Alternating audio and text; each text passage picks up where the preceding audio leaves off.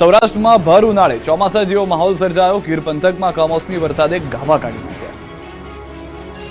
ગુજરાતમાં ઉનાળાની કાળઝાળ ગરમી વચ્ચે હવામાનમાં અચાનક પલટો આવતા દ્વારકા, જામનગર, ગીર સોમનાથ, રાજકોટ, પોરબંદર સહિતના દરિયાકાંઠાના વિસ્તારોમાં ચોમાસા જેવી સ્થિતિ સર્જાઈ છે. ખાસ કરીને ગીર સોમનાથ જિલ્લાના વેરાવળમાં વહેલી સવારે વીજળીના કડાકા ભડાકા અને તોફાની પવન સાથે તૂટી પડેલા વરસાદે લોકોને આશ્ચર્યમાં મૂકી દીધા. માત્ર 15-20 મિનિટમાં જ ધોધમાર કમોસમી વરસાદ ખાબક્યો. વરસાદ એટલો પ્રચંડ હતો કે શહેરના નીચાણવાળા વિસ્તારો અને મુખ્ય માર્ગો પર નદીઓ વહેતી હોય તેમ પાણી ભરાઈ ગયા.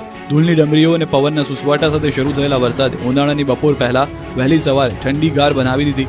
એક તરફ અસહ્ય ગરમીથી લોકોને રાહત મળી તો બીજી તરફ ખેડૂતોના માટે આ માવઠું આફત બનીને આવ્યું છે. તૈયાર થયેલા ઉનાળુ પાકને નુકસાન થવાની ભીતિ સેવાઈ રહી છે. ગીર સોમનાથના વેરાવળમાં પણ જળબંબાકારની સ્થિતિ સર્જાઈ. અહીંના લોકોની આંખ ખુલતા જ તેમના શહેરમાં વીજળીના કડાકા ભડાકા થઈ રહ્યા છે. તોફાની પવન સાથે વરસાદ ગાભા કાઢી રહ્યો છે. રોડ પર પાણીની રેલમછેલ હતી.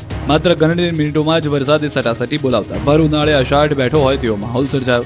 ગાજવીજ સાથે કમોસમી વરસાદ પડતા સટ્ટા બજાર સહિતના વિસ્તારમાં પાણી ભરાઈ ગયા હતા. સાથે જ મંદિર સુધી પાણી આવી પહોંચ્યું. ખેતરોમાં ઊભો પાક પલળી ગયો. કેટલાક ખેડૂતોએ સાવચેતીના ભાગરૂપે તેનો પાક તાડપત્રીથી ઢાંકી દીધો હતો. આ તરફ આકાશમાંથી આફત વરસતા વેરાવળ આસપાસના ખેતરો પાણી થઈ ગયા હતા. બાજરી, તલ, લસણ, ડુંગળી, મગ જેવા પાકને નુકસાનની ભીતિ છે. સતત બીજા દિવસે કમોસમી વરસાદ ત્રાટક્યો. આ દ્રશ્યો જામનગરના છે, જ્યાં સતત બીજા દિવસે માવઠું ત્રાટકતા રસ્તા પર પાણી ફરી વળ્યા. શહેરના અનેક વિસ્તારમાં કમોસમી વરસાદ નોંધાયો. એક તરફ શહેરીજનો માટે માવઠું ઠંડક લઈને આવ્યું. જોકે ખેડૂતોની ચિંતા ખૂબ વધી ગઈ, કારણ કે છેલ્લા 15 દિવસમાં ગુજરાતના ખેડૂતો પર આ ત્રીજું માવઠું છે, જેના કારણે ન માત્ર રવિ પાક પરંતુ હવે ઉનાળુ પાકમાં પણ માઠી અસર થવાની આશંકા છે.